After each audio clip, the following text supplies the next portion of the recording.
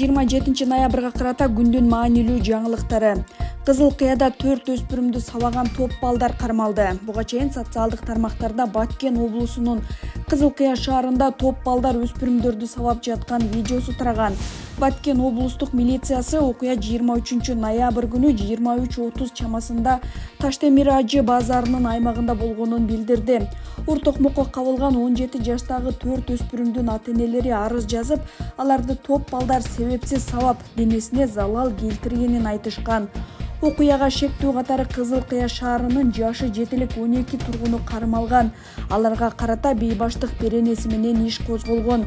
Учурда кармалган балдар ата-энелеринин катышуусунда сурак берип жатат. Окуянын чоо жайы териштирүүлүүдө. Былтыр Сокулукта балдар мушташа кетип, бир жигит бычак жеп каза болгон. Ушундай эле окуя Жалал Абадтын Аксы районунда да катталган. Өлкөдө жыл башынан бери жол кырсыгынан 640 адам каза тапты. Милициянын кайгуул кызматы 2024 жылдын башынан бери 6000ден ашык жол кырсыгы катталып, 640 киши каза болгонун билдирди.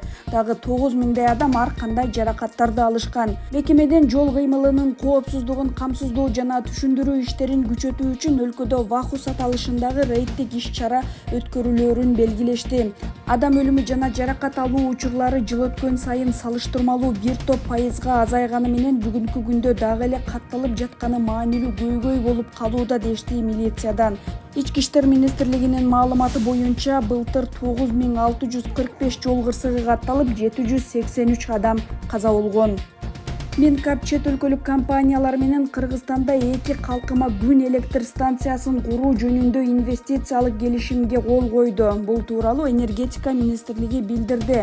Мекеменин маалыматына ылайык, электр станциясын 4 жыл ичинде куруп бүтүү пландалууда.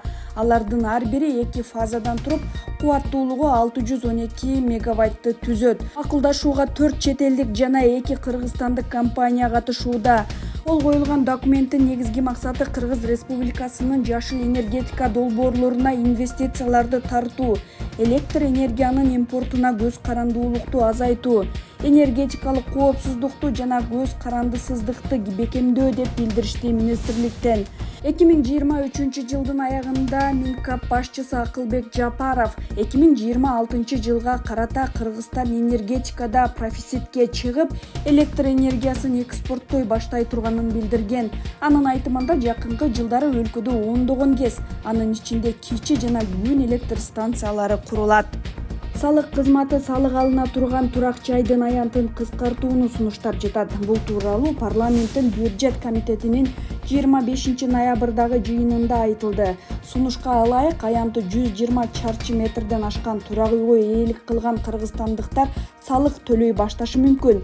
Комитет башчысы Данияр Төлөнов салык кызматынын башчысынын орун басары Нурлан Умтуловдон мекеме эмне себептен мындай сунуш киргизип жатканын сурады. Төлөнов азыркы салык кодекси боюнча аянты 80 чарчы метрден ашкан батирлердин жана 150 чарчы метрден ашкан жеке үйлөрдүн ээлери салык төлөй турганын эске салды. Жеңилдиктерди карап жатканда үйлөрдүн көбүнүн орточо аянты 122 чарчы метрди түзөөрүн аныктадык. Ошондуктан ушундай демилгени көтөрүп чыктык, деди Умтулов. Депутат аткаминер менен макул болбой, эч кандай өзгөртүү киргизбөөгө чакырды.